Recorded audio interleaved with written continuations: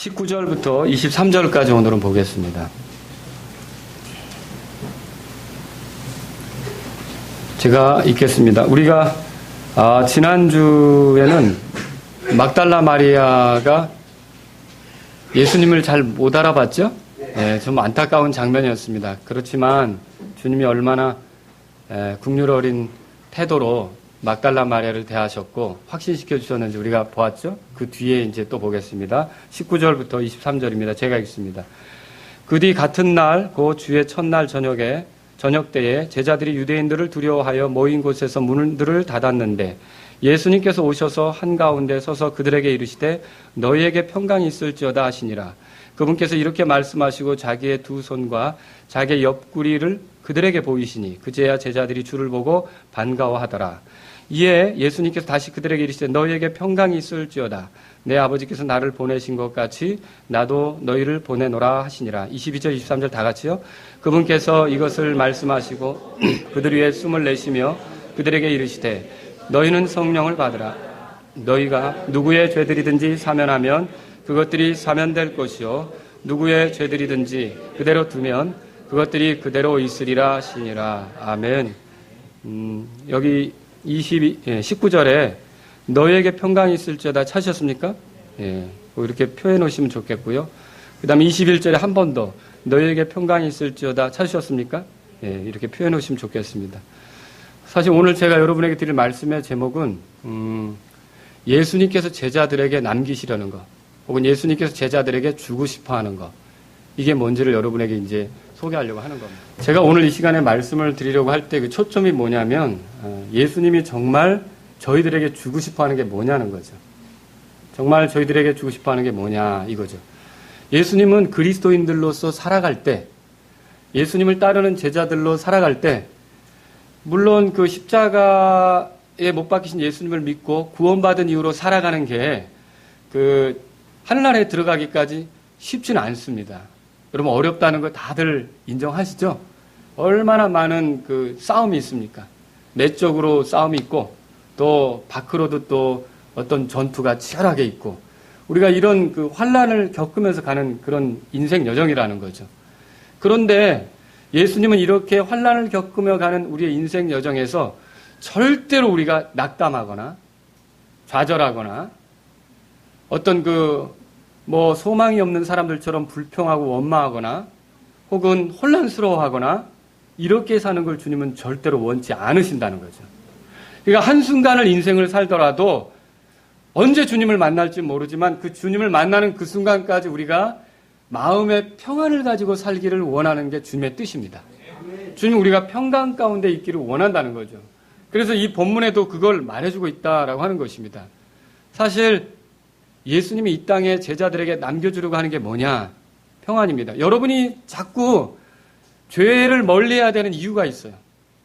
죄를 가까이 할수록 평안은 깨지게 돼 있어요. 육신적인 삶을 멀리해야 되는 이유가 있어요. 육신적인 삶을 선택하면 잠깐은 즐거울 줄 모르지만 결국 평안은 깨지게 돼 있어요. 그렇지 않습니까? 주님은 그런 걸 원치 않으신다는 거죠. 그래서 왜 말씀으로 계속 권면하고 왜 계속 우리가 어떻게 살아야 되는지를 제시하고 어떻게 산 성도들의 삶을 보여주면서 격려받게 하시느냐. 저와 여러분들이 정말 평안한 삶을 살기를 원하시기 때문에 그렇게 한다는 거죠.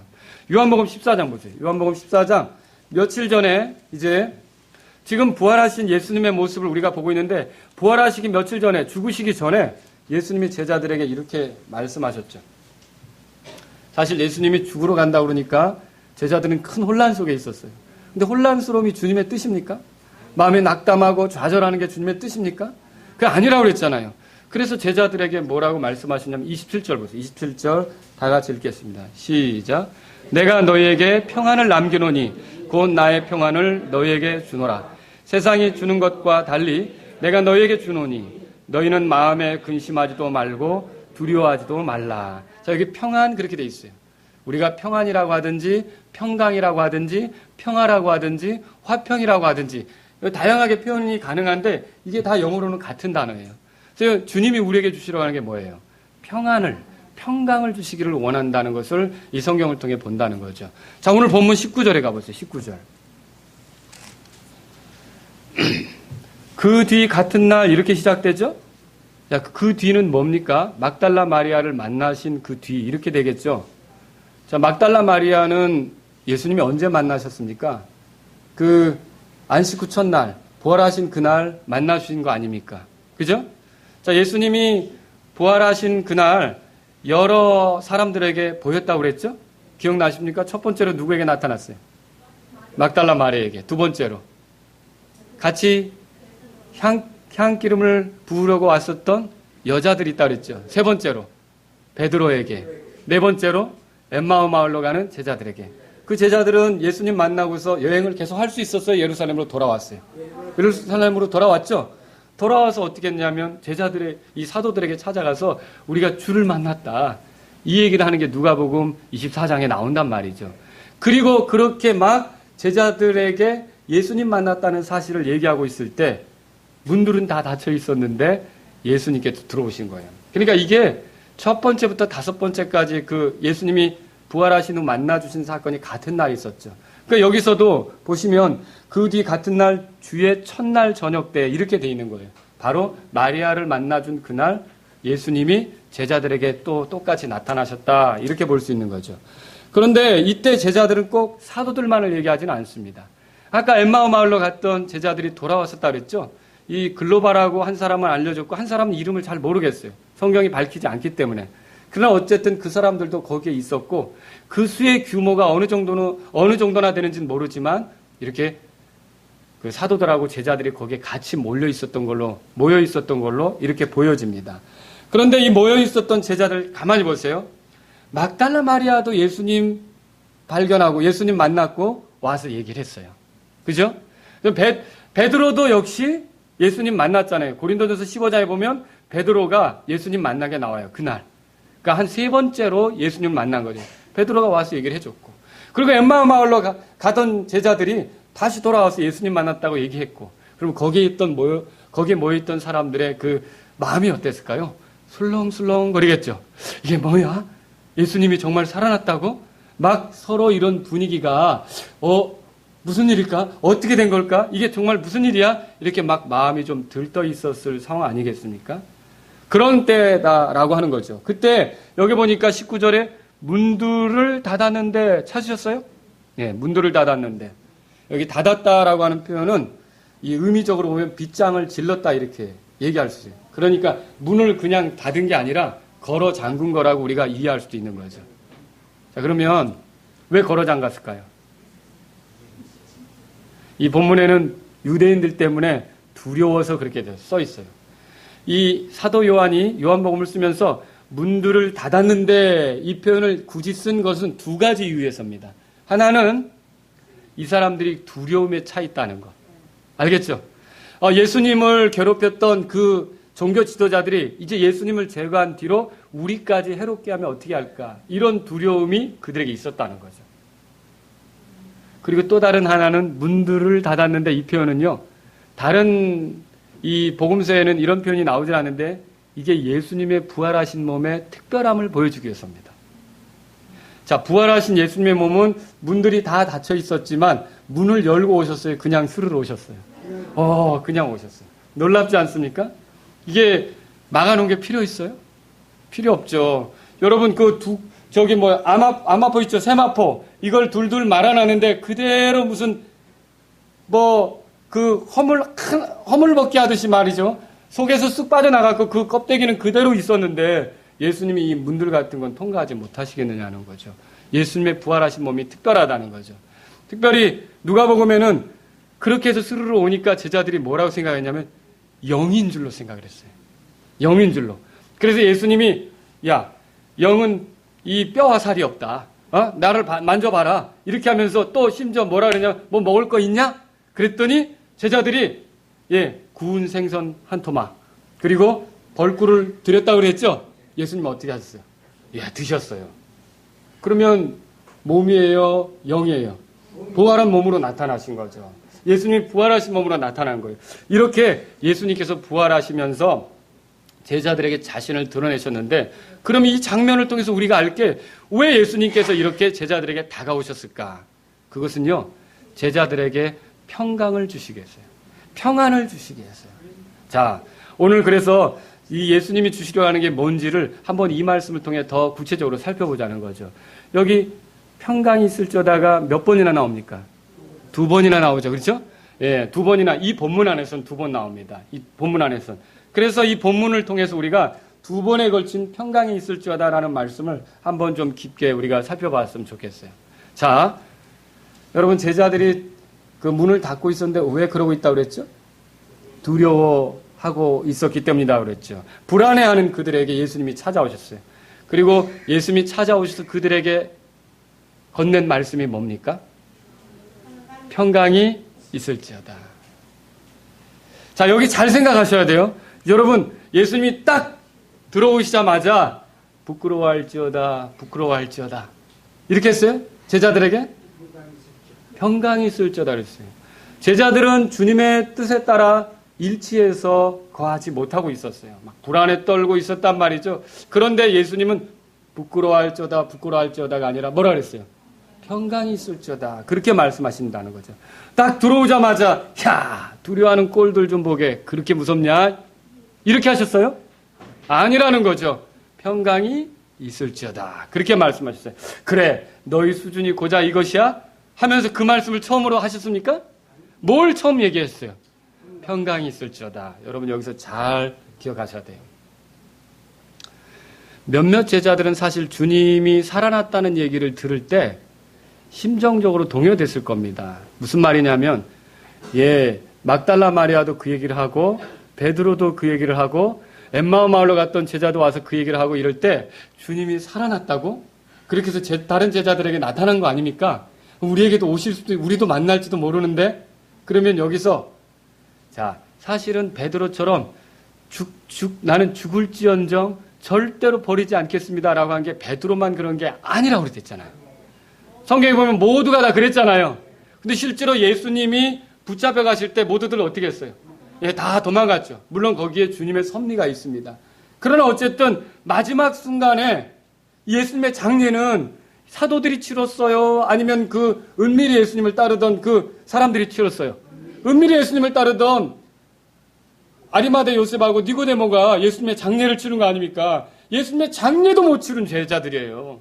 이렇게 해서 자기들 살 길 가겠다고 뿔뿔이 도망갔던 그런 제자들인데 예수님이 살아났다고? 여러분, 뭐 하다가 막 누구를 괴롭혀서 다 끝낸 줄 알았는데 그 사람이 뭐가 살아가지고 힘이 나서 막 움직인다고 생각하면 여러분 그 다음에 생각할 게 뭘까요? 그 사람으로 인한 뭐 후환, 뭐 보복 이런 것이 또 두려울 거 아닙니까? 그렇죠? 그러면 예수님이 이미 다 끝나고 우리가 슬퍼하고 괴롭고 힘들겠지만 이렇게 해서 예수님이 다 끝난 줄 알았는데 살아났다 그러는데 한편으로는 좋은 것도 같으면서 예수님을 뵐 때 어떻게 낯이 서겠습니까? 좀 그 주님 뵐 때 어떻게 뵈지? 그 여러분 우리가 예수님 말씀대로 살지 않고 신앙생활 정말 엉터리로 하고 구원받은 건 맞는데 그렇게 해가지고 여러분 주님 앞에 서려고 그럴 때 여러분이 주님이 나를 당당히 맞아주실까 이 생각이 들까요? 무슨 낯으로 뵈지? 이런 생각이 들까요?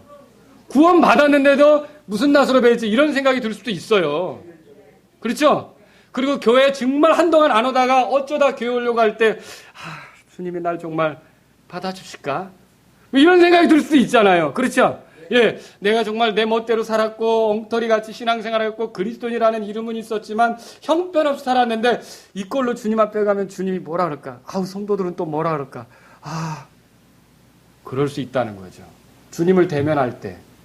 그런데 그렇게 막 심정적으로 동요가 일어나고 있는 제자들에게 예수님이 딱 나타나셔가지고 첫 마디가 뭐였어요?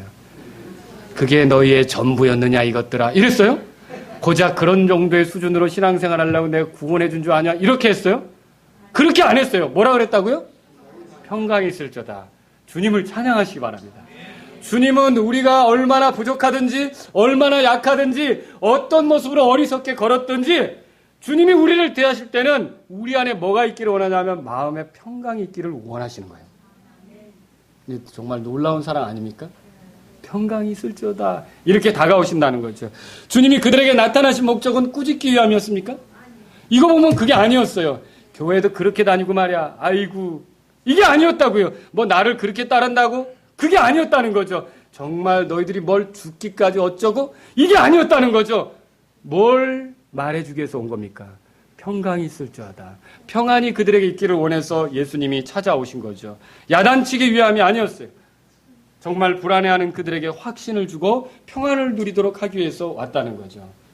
여러분, 그들이 개인적으로 그랬던, 다른 제자들하고 어울려서 그랬던, 또 알고 그랬던, 의도적으로 그랬던, 의도적으로 그렇지 않았던, 주님께 온전히 맞추지 못하고 제멋대로 자기들의 길을 갔지만 주님은 그들에게 찾아오셨을 때 처음으로 주신 말씀이 뭐라고요?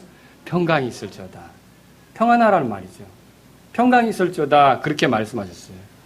자, 우리 주님이 우리에게 원하시는 바가 뭡니까? 우리가 뭔가 좀 부족했다고, 우리가 주님 뜻대로 걷지 못했다고, 우리가 또 어리석게 살았다고 낙담하거나 두려워하거나 불안해하는 것, 이것이 아니라 주님은 우리에게 평강 주시기를 원한다는 걸 믿으시기 바랍니다.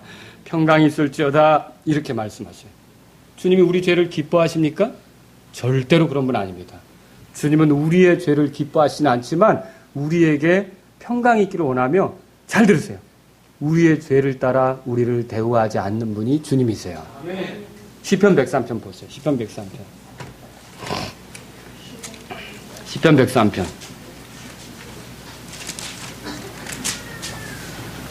얼마나 놀라운 사랑입니까? 얼마나 놀라운 은혜입니까? 여러분과 제가 주님의 뜻대로 걷지 못하는 날들이 많이 있지만 그럼에도 주님이 우리를 대할 때의 자세는 항상 평강이 있기를 원하는 그런 입장에서 우리를 대하신다는 걸 기억하시면 좋겠어요. 시편 103편 거기 찾으셨으면요, 10절에 보세요.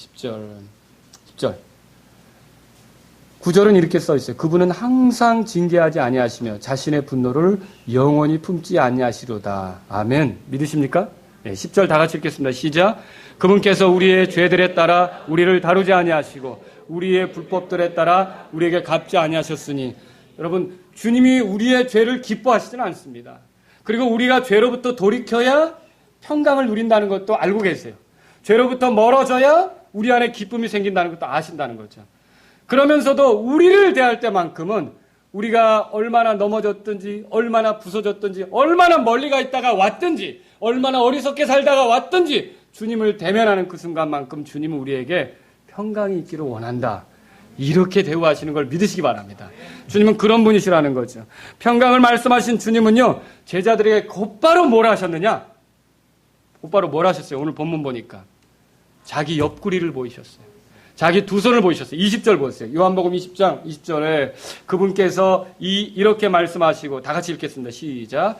그분께서 이렇게 말씀하시고 자기의 두 손과 자기의 옆구리를 그들에게 보이시니 그 제자들이 주를 보고 반가워하더라 그랬어요.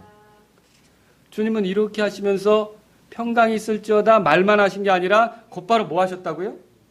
자기의 찢긴 손 그리고 찢어진 옆구리를 그들에게 보여주었어요.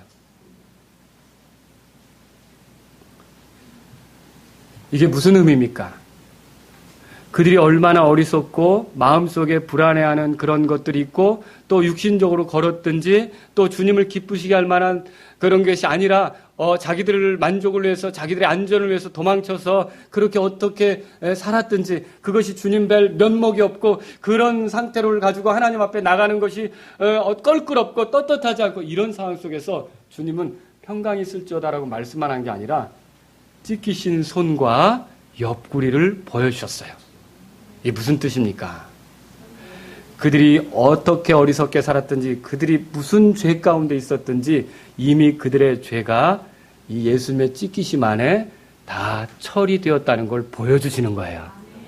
그러면 그들이 불안해하라는 뜻입니까? 아니죠. 예수님을 믿는다면 그들이 어리석게 굴었던 그 심각한 것도 이미 다 십자가에서, 그런 것들 때문에 내가 십자가에서 죽었다, 그런 것들 때문에 내가 희생되었다, 불안해하지 말라, 낙담하지 말라, 절망하지 말라, 혼란스러워하지 말라, 봐라, 내가 너희를 위해 죄값을 다 치루었다, 이렇게 말씀하시는 주님을 믿으시기 바랍니다. 주님은 우리에게 다가오시면서 우리가 자신이 그 상처받은 것으로 인해 마음의 평안을 누리기를 원하시는 거예요. 잠언 27장 6절에 보면 친구가 주는 상처는 믿음직하며, 이런 말씀이 있어요. 주님은 이렇게 찢긴 부분을 보여주면서 더 이상 불안해하거나 초조할 게 아니라 우리가 어떤 죄 가운데 있든지 예수님이 십자가에서 자신의 몸을 내놓으실 때 우리의 죄를 짊어지고 죽으실 때, 피를 쏟으실 때 우리의 모든 죄값을 지불했으므로 평안하라 라고 하는 것이죠. 여러분과 제가 어떻게 어리석게 살았든지 저는 오늘 예수님이 뭘 원하시는지 보여드리고 싶은 거예요.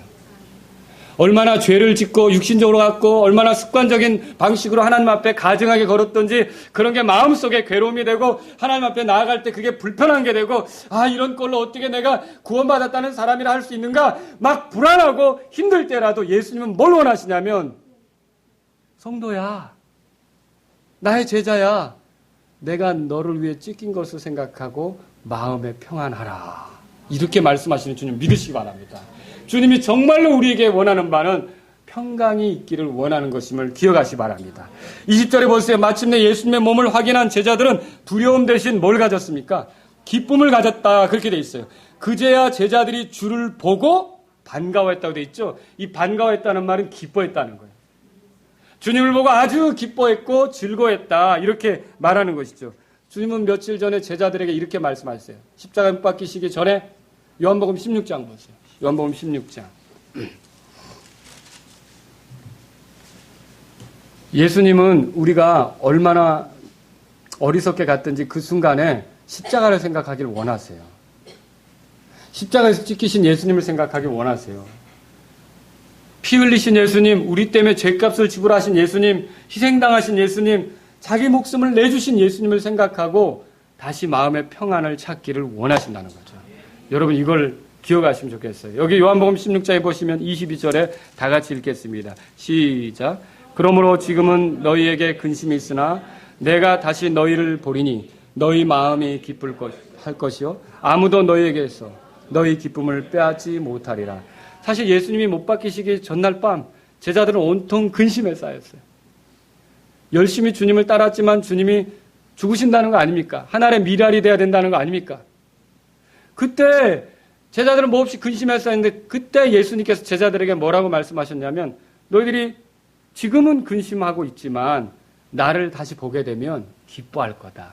근데 어때요? 바로 이 순간 예수님이 그들에게 찾아오셨을 때 평강이 있을지어다 라고 말씀하시며 그들을 위해 죽임당하신 것을 보여줬을 때 너희 죄 때문에 너희가 어떻게 살았든지 너희 죄에서 너희를 깨끗하게 하려고 내가 이렇게 찢겼다라고 하는 걸 보여주었을 때 제자들은 곧 기쁨에 사로잡히기 시작했어요. 그리고 주님을 즐겁게 대면하며 얼마나 좋아했을까요? 여러분도 이같이 우리에게 평강을 선언하신 주님을 기쁘게 대면하면서 즐거워하실 수 있기를 주의 이름을 바랍니다. 우리가 어떻게 살았든지 주님은 이렇게 우리에게 다가오시는 분이시다라고 하는 것이죠. 주님은요 아버지께 기도할 때 이렇게 기도하셨죠. 내가 저들을 이 세상에서 데려가려고 하는 것이 아니다. 그렇게 말씀하신 적 있죠. 이 세상에 남겨지게 돼 있어요. 제자들이. 그렇지만 이 세상에 남겨져서 사는 동안 얼마나 많은 싸움이 있겠습니까? 이런 싸움에서 넘어지고 자빠지고 힘들어할 수 있는 그런 제자들인데 이런 제자들에게 예수님께서 주시려고 하는 건 뭐냐? 내가 바로 너희들을 위해 죄값을 지불했고 너희들은 평안하기를 원한다. 여러분 이것을 기억하시면 좋겠습니다. 여러분 또 우리가 생각해 볼 게 있어요. 여기서 평강과 기쁨이라는 걸 발견해요. 평강과 기쁨. 요한복음 20장 거기 보세요. 평강은 무엇입니까? 이처럼 예수님이 나 때문에 희생당하셨다. 내가 부끄러워할 만한 모든 것들을 위하여 주님의 죄값으로 죽임당했다. 이런 것들을 여러분이 깊이 생각할수록 마음속에서는 평강이 있게 될 거라는 거죠. 그래서 십자가를 많이 생각하세요. 여러분이 마음이 불안해지고 초조해질 때마다 십자가에 못 박히셨던 예수님을 많이 생각하실 수 있기를 바랍니다. 그리고 어느 때 기뻐합니까? 어느 때 기뻐합니까? 기쁜 건 다른 거 아니에요. 주님을 똑바로 바라볼 때예요. 주님에게 몰입할 때예요. 여기 보시면요. 20절 찾아보세요. 그제야 제자들이 주를 보고 반가워하더라. 그렇게 돼 있죠? 이게 영어 성경에 잘 보세요. 거기 뭐라고 쓰였냐면 그들이 주님을 볼 때 주님을 보면서 주님을 보고서 기뻐했다. 그렇게 돼 있어요. 즐거워했다. 그렇게 돼 있다고요. 여러분 이게 뭘 말합니까? 저희들이 기쁨에 넘치는 삶을 사는 것은 다른 게 아니라 주님께 자꾸 집중할수록 기쁨이 생긴다는 걸 믿으시기 바랍니다. 주님을 더 알아가고 주님이 어떤 분인지를 경험하고 주님에 대해서 더 집중할수록 저와 여러분들이 기쁨이 생기는 삶을 살 수 있다는 거죠. 그리스도인이면서 어쩌면 기쁨을 잃어버리고 살고 있다면 그것은 내가 주님께 집중하는 게 아니라 다른 것에 집중하기 때문일 수 있는 거예요. 내 마음을 다른 것에 빼앗기고 내 생각을 다른 것에 빼앗기고 내 시선을 다른 것에 빼앗기고 있기 때문에 기쁨이 사라진 것일 수 있다는 거죠. 그런데 내가 언제 기쁨을 회복하겠습니까? 바로 주를 바라볼 때예요. 주를 주목할 때예요. 성경에는요, 주를 바라보는 자는 독수리가 날개치며 올라감 같이 새 힘을 회복한다고 되어 있지 않습니까? 새 힘도 회복하고 기쁨도 회복하는 걸 믿으시기 바랍니다. 제자들은 이 순간 너무 기뻤을 거예요. 주님을 만지면서 주님을 안아보기도 하고 얼마나 이 순간이 정말 기뻤을까요? 서로 말로 할 수 없는 기쁨이 그 예수님 앞에서 그들에게 주어졌다는 걸 생각할 때, 저와 여러분들이 기쁨의 삶을 살기를 원한다면 예수님을 더 아는 일에 관심 가지시기 바랍니다. 세상에서 뭘 알기보다도 예수님을 아는 일에 더 관심을 가지실 수 있기를 주의 이름으로 바라는 겁니다. 여기 21절에 한번 다 같이 읽겠습니다. 시작. 이에 예수님께서 다시 그들에게 이르시되 너희에게 평강이 있을지어다. 내 아버지께서 나를 보내신 것 같이 나도 너희를 보내노라 하시니라. 자, 첫 번째 평강이 있을지어다라고 말씀하시는데 다시 한번 또 뭐라 그래요? 평강이 있을지어다 이렇게 말하잖아요. 예수님께서 다시 그들에게 평강이 있을지어다 그렇게 말씀하세요. 예수님은 하늘로 올라가시고 제자들은 남겨지지만 평강이 있기를 원하세요. 자, 어떤 평강일까요? 19절에서 말하는 평강은요, 아버지와 화해되어서 누리는 평강이에요. 아버지와 화평케 되어서 누리는 평강이에요. 더 이상 죄 때문에 질책받지 않고 양심의 평강이 이루어진 거죠. 그런데 여기서의 평강은 어떤 것입니까? 세상에 남겨지지만 세상 끝날까지 주님이 함께 하실 때 누리는 평강이에요. 그들이 세상에 남겨지지만 주님의 보냄받음을 받들어서 나아가면서 주님께 순종할 때 누리게 되는 평강이에요. 주님은 그리스도인의 삶이 평강이 있기를 원하셔요. 그리스도의 희생에 근거한 하나님과의 평화가 19절에 기록되어 있다면 주님의 명령을 따르며 주님과 함께 누릴 수 있는 평강이 두 번째로 말씀하신 거예요. 여러분 이거 잘 기억하세요. 세상은 하나님께 전쟁을 선포하지만 하나님은 십자가를 통해 세상에게 화평을 선포하셔요. 그래서 성경을 읽어보시면 알지만 복음을 말할 때 그 앞에다 수식어를 뭐라고 다느냐면 화평의 복음이라고 들어보셨어요? 평화의 복음이라는 소리예요. 평강의 복음이라는 소리예요. 평안의 복음이라는 거죠. 그래서 전신갑주로 무장할 때 화평의 복음으로 예비한 것으로 신을 신고 들어보셨죠? 그리고 로마서 10장 같은 데 뭐라고 말합니까? 화평의 복음을 가지고 산을 넘는 자들의 발이 아름답다. 들어보셨습니까? 하나님께서 세상에 주고자 하는 게 뭡니까? 화평의 복음이에요. 화평을 주시고자 한다 이 말이죠. 그래서 또 에베소 2장 17절에 보면요, 예수님께서 오셔서 선포하신 것이 다른 것이 아니라 화평이다 이렇게 말하고 있는 걸 발견할 수 있어요. 21절에 평강이 있을지어다라고 말씀하신 뒤에 내 아버지께서 나를 보내신 것 같이 나도 너희를 보내노라 이렇게 말씀하셔요. 무슨 뜻입니까? 이 화평의 복음을 전하도록 너희들을 보낸다 이 뜻이에요. 화평의 복음을 전하도록 너희들을 보낸다 이런 뜻입니다. 주님은 아버지께 이렇게 기도하셨습니다. 아버지께서 나를 세상에 보내신 것 같이 나도 저들을 세상에 보냅니다. 요한복음 17장 18절에 그렇게 써 있었죠. 기억나십니까? 자, 놀랍지 않습니까, 여러분? 이들은, 저와 여러분들은 그래요. 뭐가 좀 부족하고 낙담이 되면 이런 상태로 어떻게 주님의 일을 해? 그런 경우 있지 않습니까? 아, 나 같은 게 어떻게 주님을 위해 쓰임이 될까? 이런 마음 들 때 있지 않습니까? 내가 무엇으로 주님을 기쁘게 할까? 참으로 이런데. 그런데요, 주님은 평강이 있을지어다 하고 그들의 죄가 예수님을 통해 처리되어 하나님과 불편하지 않은 화평을 이룬 상태라는 걸 제시할 뿐만 아니라 다시 한번 이 화평의 복음을 가지고 가도록 기회를 주신다는 거죠. 기회를 주신다는 거예요. 놀랍지 않습니까? 주님은 끊임없이 우리가 원래 하나님께서 창조하신 목적에 맞게 하나님의 영광을 위해 살아가는 종들이 되기를 원하시는데 그렇게 하기 위해서 우리에게 평강이 있을지어다라고 말씀하신다는 거죠. 평강이 있을지어다. 이 사람들은요, 제자들은요, 두려움에 떠는 사람들이에요. 자책감도 있었을 거예요. 또 고난 중에 주님이 고난 받으실 때 다른 데 가 있었기 때문에 참 자격 미달이라고 그들 스스로 생각했을 수도 있어요. 그런데 주님은 그들을 포기하셨습니까? 포기하지 않았죠. 평강이 있을지어다라고 다가오셔요. 무슨 말입니까? 다시 기회를 준다는 거죠. 어떤 기회를요? 주님을 위해 살 수 있는 기회. 화평의 복음을 전할 수 있는 기회, 이런 기회들을 준다는 것이죠. 주님은 이렇게 말씀하시면서 22절에 다 같이 읽겠습니다. 22절 시작. 그분께서 이것을 말씀하시고 그들 위에서 숨을 내쉬며 그들에게 이르시되 너희는 성령을 받으라 그랬어요. 여러분, 여기서 숨을 내쉬었다 그렇게 표현되어 있죠. 이게 창조할 때도 그랬어요. 하나님께서 아담을 흙으로 만드시고 그 다음에 어떻게 했어요? 숨을 불어넣으셨죠. 그랬더니 살아있는 혼이 됐다고 성경에 써있죠. 사람이 된 거예요. 피조물이 된 거죠. 그런데 예수님은 여기서 숨을 불어넣으셨다는 표현으로 이 제자들이 성령을 받게 하시는데, 이제 성령과 더불어 사는 새로운 피조물로 살아갈 수 있다라고 하는 걸 확신시켜주는 거죠. 저 여러분들이 그리스도인이라면 우리는 새로운 피조물입니다. 하나님께서 우리를 포기하지 않은 새로운 피조물이라는 걸 믿으시기 바랍니다. 우리는 새로운 피조물이에요. 그러면서 여기서 성령님을 허락해 주세요. 성령님을.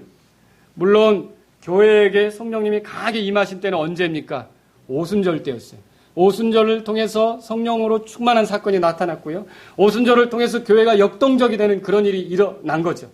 그런데 어떤 제자들은 이미 오순절 전에 성령을 받게 되었어요. 자, 이걸 어떻게 알 수 있습니까? 예수님께서 승천하실 때, 누가복음 찾아보세요. 누가복음 24장, 그 마지막 부분에요. 왜 성령님을 이렇게 허락하시느냐는 거죠. 바로 주님을 위해 살아볼 기회를 갖도록, 주님의 영광을 위해서 화평의 복음을 전할 기회를 갖도록 이렇게 하신다는 거죠. 누가복음 24장 거기 마지막에 보면 50절에 보세요. 그분께서 그들을 데리고 베다니까지 나가사 손을 들어 그들을 축복하시더라. 그분께서 그들을 축복하실 때 그들을 떠나 위로 올려줘서 하늘로 들어가시니라. 뭐를 소개하고 있습니까? 주님이 승천하시는 걸 말하고 있죠. 네, 주님이 떠나가시는 거죠. 그럼 보세요. 자, 십자가에 못 박히기 전에는 제자들이요, 주님 떠나신다고 하니까 기뻐했어요, 슬퍼했어요? 좋아했어요, 낙담했어요? 낙담했잖아요. 근데 지금은 어떤가요? 지금은 희한하게 제자들이 주님이 떠나는데, 주님이 우리 또 놓고 두 번씩이나 또 놓고 가면 어떻게 합니까? 이렇게 합니까? 이 다음 구절 읽어보세요. 52절 다 같이, 52절 53절 시작. 그들이 그분께 경배하고 크게 기뻐하며 예루살렘으로 돌아가 계속해서 성전에 있으면서 하나님을 찬양하고 찬송하니라. 이들은 뭐 했어요? 여기서는요, 기뻐했어요.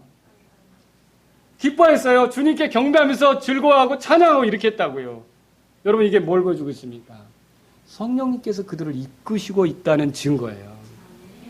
성경에 보면요, 이렇게 돼 있어요. 로마서 14장 17절에 하나님의 왕국은 먹는 것과 마시는 것이 아니요 오직 성령님 안에서 의와 화평과 기쁨이니라. 그러면 이들이 지금 이렇게 주님이 떠나가시는데도 절망하지 않고 낙담하지 않고 슬퍼하지 않고 그들이 같이 기뻐할 수 있는 건 누구의 인도를 받고 있는 거예요? 성령님의 인도를 받고 있는 거죠. 놀라운 일 아닙니까? 물론 이들이 오순절에 가서 더 강력하게 성령으로 충만해서 권능을 힘입고 이렇게 되었지만 성령님께서 이들에게 같이 하고 있는 걸 보여주고 있다는 거죠. 더군다나 주님이 승천한 뒤로 이들이 남아있을 때 열흘 동안 또 지냈잖아요. 이때는 주님이 같이 있었어요? 그들만 남아있었어요? 제자들만 남아있었잖아요. 그렇죠? 근데 제자들이 한 일이 뭐예요? 그들은 뜨겁게 모여서 기도했어요. 예수님이 십자가에 못 박히시기 전이면 생각할 수도 없는 일이죠. 그렇죠? 근데 그들은 이제 한 방에 모여서 뜨겁게 기도해서 사도행전 1장 14절에 이들이 다 여자들과 예수님의 어머니 마리아와 그분의 형제들과 함께 한마음이 되어 기도와 간구를 계속했다고 그랬어요. 근데 어떻게 이 사람들이 이렇게 한마음을 이루며 하나를 이루며 기도할 수 있냐는 거죠. 에베소 4장 3절에 보면 화평에 매는 띠로 성령의 하나 되게 하신 것을 힘써 지키라, 그런 말이 있어요. 그럼 이들이 기도할 수 있게, 이들이 한마음이 될 수 있게 하신 분은 누굴까요? 성령님이시라는 거죠. 성령님께서 이들에게 주어진 거예요. 또 여러분 보세요. 베드로가 가룟 유다 대신 일꾼을 뽑아야 될 때 있었죠. 사도를 새로운 사람 하나 세워야 됐잖아요. 근데 이때 베드로가 그냥 한 게 아니었어요. 사도행전 1장 16절에 보면 사람들아 형제들아 예수님을 잡아간 자들의 길잡이가 된 유다에 대해서 성령님께서 다윗의 입을 통해 미리 말씀하신 이 성경 기록이 반드시 성취되어야 할 필요가 있었으니, 그럼 베드로는 구약의 다윗이 말한 걸 깨달은 겁니까? 예, 깨닫게 된 거예요. 그럼 무슨 말인지 알겠죠? 예, 이렇게 해서 하나님 말씀을 다윗이 말한 걸 베드로가 깨닫게 된 거예요. 그리고 또 뭐라고 덧붙였냐면 시편책에 기록된 바 그의 처소를 황폐하게 하시며 아무도 그 안에 거하지 못하게 하소서 하였고 또 그의 감독직을 타인이 취하게 하소서라고 했던 말이 있는데, 이런 말에 근거해서 우리가 가룟 유다를 대신할 사람을 서야 된다라고 했다면 구약의 성경 말씀을 베드로가 이해한 겁니까? 이해한 거죠. 그럼 베드로가 어떻게 이렇게 말씀을 깨달을 수 있었냐는 거죠. 어떻게 말씀을 깨닫고 이런 일들을 교회 안에서 할 수 있었냐는 거죠. 누가 이걸 가능하게 했을까요? 성령님이 가능하게 하신 거죠. 요한복음 16장 13절에 보면 그분 곧 진리 영께서 오시면 너희를 모든 진리 가운데로 인도하시리니 그분은 스스로 말씀하지 아니하시고 무엇이든지 자기가 들은 것을 말씀하시며 앞으로 일어날 일을 너희에게 보이시리라. 예수님이 그렇게 말씀했어요. 그럼 뭐예요? 이렇게 오순절이 임하기 전에 제자들에게 이미 성령님이 활동하셨다는 흔적들을 찾을 수가 있다는 거죠. 왜 성령님을 허락하십니까? 그들이 화평의 복음을 전하는데 일꾼이 되도록, 그들이 주님을 위해 살 기회를 갖도록, 그들이 실패하고 넘어지고 그랬지만 주님은 포기하지 않으셨다는 증거로 성령님을 주시는 거예요. 그럼 오늘날 여러분과 제 안에 성령님이 거하십니까? 내 안에 성령님이 있다고 믿으십니까? 이 성령님이 의미하는 게 뭐냐면 하나님께서 끝까지 나를 포기하시지 않는다는 증거예요. 나를 통해 자신의 일을 하신다는 증거고요. 나를 통해 세상의 화평의 복음이 전해지며 내가 화평케 하는 자로서 불림받는 거, 이걸 주님이 뜻하셨다는 뜻이 내 안에 누가 계신 거예요? 성령님이 계신 거라는 거죠. 여러분, 그래서 주님은 이 성령님을 통해 우리가 초지하고 불안해하는 게 아니라 평강 가운데서 화평의 복음을 전하는 자들이 되기를 원하신다는 걸 믿으시기 바랍니다. 놀라우신 사랑입니다. 여러분, 그리고서 보세요. 23절. 뭐라고 말씀하십니까? 23절. 요한복음 6장 23절. 시작. 너희가 누구의 죄들이든지 사면하면 그것들이 사면될 것이요. 누구의 죄들이든지 그대로 두면 그것들이 그대로 있으리라 하시니라. 이 구절을 고해성사를 정당하는데 많이 쓰고 있죠. 근데 이게 그게 아니라는 겁니다. 여러분, 사람은 누구의 죄를 사면할 권한이 물론 자기에게 잘못한 사람에게 그 잘못의 부분에 대해서는 개인적으로 용서해 줄 수는 있지만 하나님 앞에서 용서는 하나님께서만이 하시는 겁니다. 그렇죠? 사람이 이걸 할 수 있어요? 사람이 할 수 없죠. 얼마 전에 그 교황이 낙태한 여인들에 대해서 한시적으로 죄를 사해 주도록 그렇게 사제들에게 지침을 준 걸 여러분에게 말씀드린 적이 있었죠. 그런데 성경에 보면 죄를 용서하는 권능은 항상 하나님께만 있는 것이 마가복음 2장 7절의 말씀입니다. 그리고 사도행전이나 서신서들 중에서 그 누구도 어떤 죄인이 그 죄를 범했을 때 뭐 사도가 이제 네가 죄가 용서되었느니라 이렇게 한 예가 있어요, 없어요? 없어요. 그들에게 사도들이 한 말은 뭐냐면 주 예수 그리스도를 믿으면 죄들을 사면받는다는 약속이었어요. 누구를 소개한 겁니까? 예수님을 소개한 거죠. 베드로가 고넬료에게, 바울이 다른 유대인들에게 소개했던 건 예수 그리스도만이 죄를 사해 줄 수 있는 분이라는 것이죠. 예수 그리스도만이 우리가 의롭게 될 수 있는 분이라는 거죠. 여기 이 말은 무슨 뜻입니까? 그래서 화평을 전하는 자들이 가서 예수님께서 어떻게 우리 안에 화평을 이루시는지를 사람들에게, 죄인들에게 얘기해 줄 때 그 죄인들이 그걸 듣고 예수님을 구주로 받아들이면 그 사람에게는 예수님을 구주로 받아들인다? 그러면 죄를 용서함 받은 거라고 얘기해 줄 수 있다는 거죠. 그러나 예수님을 받아들이지 않는다? 그럼 뭐라고 말해 줄 수 있습니까? 아직 당신의 죄는 사함받지 못한 상태에 있다라고 말해 줄 수 있는 거죠. 그러니까 이 얘기들은 궁극적으로 누구를 가서 전하라는 말입니까? 예수님을 가서 전하라는 말이죠. 그러면요, 스스로 실패했다고 생각하고 낙담 중에 있는 이 사람들에게 예수님이 찾아오셔서 너희들로는 안 되겠다. 너희들로는 복음을 전하는 일이 안 되겠다. 하는 꼴을 보니 엉망이야. 이렇게 하는 겁니까? 평강이 있으라고 하면서 기회를 주시는 겁니까? 평강이 있으라고 하면서 기회를 주신다는 거죠. 포기하지 않으신다는 거죠. 저는 예수님이 이런 분이라는 걸 보시라고 말씀드리고 싶은 거예요. 예수님은 지금도 우리를 포기하지 않고요. 우리에게 계속 기회를 주시려고 하고요. 그 증거가 우리 안에 성령님이시고요. 여러분 믿으십니까? 끊임없이 손을 내미시면서 여러분 우리에게 주님을 위해 살아보도록 격려하시는 분이 예수님인 걸 믿으시 바랍니다. 이런 예수님을 안다면 여러분과 제가 계속 어리석은 길로 고집해 가는 거는요. 주님을 제대로 대우하는 게 아니라는 거죠. 이 제자들은 주님을 만났을 때 어땠어요? 기뻐했다고 그랬죠. 그리고 이 제자들은 이후로 어떻게 됐어요? 같이 모여서 기도했고 성령의 이끌림을 따랐잖아요. 그리고 이 제자들은 어떻게 했어요? 성령님으로 충만케 되어서 흩어져 주님을 전하는 놀라운 증인들이 된 거 아닙니까? 그들의 실패가 언제 있었냐는 듯이 싹 모든 것이 뒤바뀌어져서 권능 있는 하나님의 일꾼들이 된 거 아닙니까? 주님이 우리에게 바라는 바가 뭐냐는 거죠. 자주 넘어지고 자주 실패하고 자주 낙담 가운데 있고 어리석게 가는 것 같아도 우리의 그런 삶을 다 뒤집어 엎어서 주님의 유능한 사람들로 화평케 하는, 화평의 복음을 전하는 그런 화평의 사람들이 되기를 원하신다는 걸 믿으시기 바랍니다. 이게 주님의 뜻이에요. 말씀을 정리합니다. 부활하신 주께서 제자들을 만나 최초로 하신 말씀이 뭐였어요? 그러니까 평강이 있으라는 거죠. 주님은 왜 그 말씀을 했을까요? 격려하기 위해서요. 그들이 어떤 과오로 얼마나 잘못했고 어떻게 불안해하든지 주님은 자신이 그들을 위해 찢긴 걸 보여주면서 용기를 내도록 평강이 있으라 이렇게 말씀하시는 거죠. 너희들은 이미 하나님과 화평한 관계니까. 왜? 내가 너희들을 위해 희생됐기 때문에. 화평한 관계니까 불안해하거나 초조하거나 두려워 떨 필요가 없다. 이렇게 말씀하시는 것 같다는 거죠. 오늘 이 자리에 혹시 내가 주님 뜻대로 살지 못했고 신앙생활 엉망으로 했고 정말 어떻게 주님 앞에 나아갈까 이런 마음이 있었다면 여러분 기억하세요. 여러분에게 주님이 찾아오실 때 어떻게 하냐면 평강이 있을지어다. 내가 너희들을 위해서, 너를 위해서 찢겼다. 너를 위해서 희생당했다. 이렇게 보여주면서 우리를 격려하시는 분인 걸 믿으시기 바랍니다. 주님은 그런 분이라는 거죠. 주님은 다시 평안하라고 말씀하셨습니다. 왜 그렇게 말씀하셨습니까? 제자들이 지상에 남겨지는데 주님의 보내심에 의해 가게 될 것이고 주님의 보내심에 의해서 가게 된다면 주님이 함께 하실 것이고 그들은 세상을 향해서 화평의 복음을 선포할 사람들이기 때문에 더 기회를 갖고 주님을 위해 살 수 있기 때문에 평강하라고 지금 말씀하고 있다는 거죠. 여러분 화평의 복음을 가지고 갈 그들이 하나님의 뜻에 따라 움직일 것이기 때문에 평안하라고 이렇게 말씀하시는 거라는 거죠. 그들이 복음을 전했을 때 그들이 전한 걸 받아들이면 하나님과 화평케 되는 거고 거절하게 되면 여전히 죄가 남아있는 그런 형태가 되겠죠. 그들은 두려워할 게 없어요. 그냥 가서 화평한 사람들로 하나님과 화평한 사람들로 화평의 복음을 전하면 되는 그런 사람들이 된 거라는 거죠.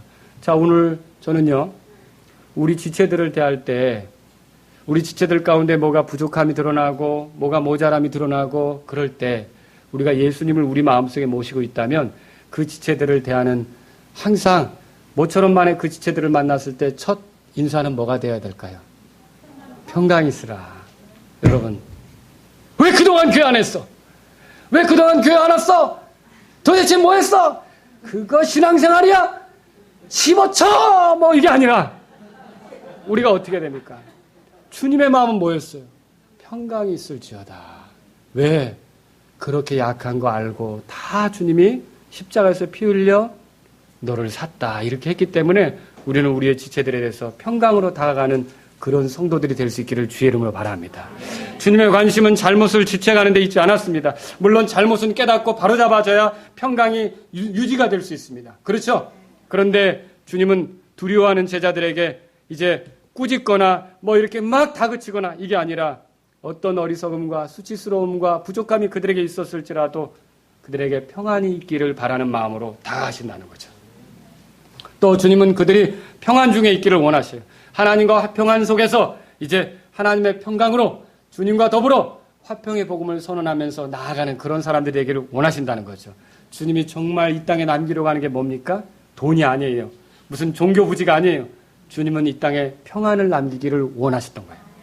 평안, 화평을 남기기를 원하셨던 거죠. 주님은요, 우리가 평안하게 살기를 원하는 거죠. 평안을 내모는 종교는 거짓 종교예요. 여러분 잘 들어보세요.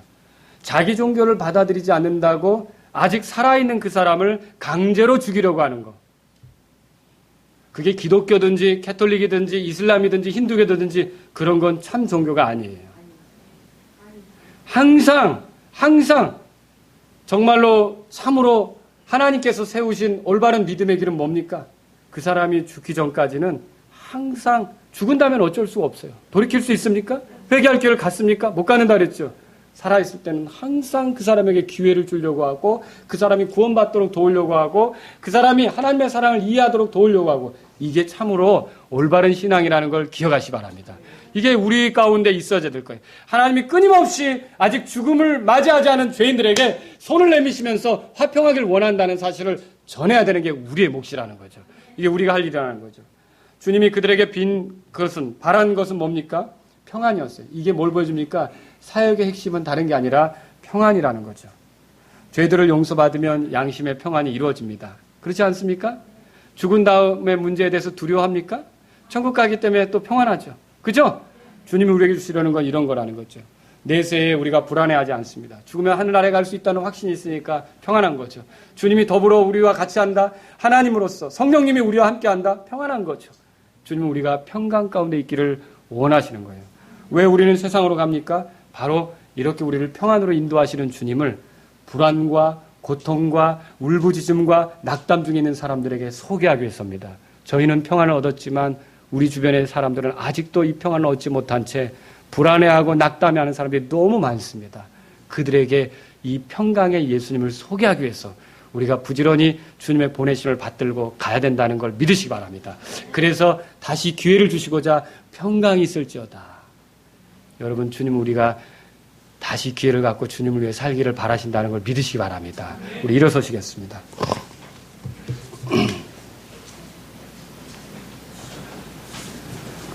여러분에게는 하나님과 더불어 화평함이 있습니까? 죄와 약함과 어리석음에도 불구하고 하나님과 더불어 화평하십니까? 만일 그렇지 않다면 예수님께서 찢기신 것, 죽임당하신 것이 바로 우리의 약함, 어리석음, 죄 때문인 걸 믿으십시오. 구원받은 그리스도인들도 마찬가지입니다. 때때로 뵐 낯이 없을 정도로 부끄러운 삶을 살았다 할지라도 주님은 그런 우리에게 낙담과 절망과 난 아무것도 못해요 라는 식으로 있는 걸 원치 않으시고 자신이 찢기신 십자가를, 자신이 찢긴 것을 보여주시면서 우리 모두가 그분으로 인해 평강하기를 원하신다는 거죠. 이렇게 우리가 평강하기를 원하시는 주님 앞에 나를 위해 찢기신 주님 감사합니다. 주님이 주시는 평안은 너무 귀한 겁니다. 내가 주님께 더 집중해서 기쁨을 누리는 삶을 살기를 원합니다. 주님을 알고 더 기뻐하는 삶이 되기를 원합니다. 이렇게 하시지 않겠습니까? 여러분, 주님은 부활하셨습니다. 주님을 믿는 우리에게 기대하는 바가 무엇입니까? 우리가 세상을 살아갈 때 이 세상으로 나가 화평의 복음을 선포하기를 원하십니다. 그 일을 위해 성령님을 주셨어요. 그 일을 위해 우리를 새롭게 하십니다. 이미 하나님과 더불어 화평하게 되었다면 우리는 화평케 하는 자로서 인생을 살아야 되지 않겠습니까? 형제들을 격려하면서 세상으로 나아가 화평을 선포하는, 화평케 하는 자가 되지 않겠습니까? 오 주님, 저는 주님이 주신 이 화평의 근거에서 모든 사람들과 더불어 피스메이커, 화평케 하는 자가 되기를 원합니다. 정말로 다른 사람이 하나님과 화평하도록 이끌어주는 사람이 되기를 원합니다. 정말로 다른 사람이 더 하나님의 평안을 누리도록 도와주는 자가 되기를 원합니다. 그러기 위해서 제가 화평의 사람으로 다가가기를 원합니다. 여러분, 이런 마음이 있으시다면 오늘 주님께 나아가시기 바랍니다. 544장 찬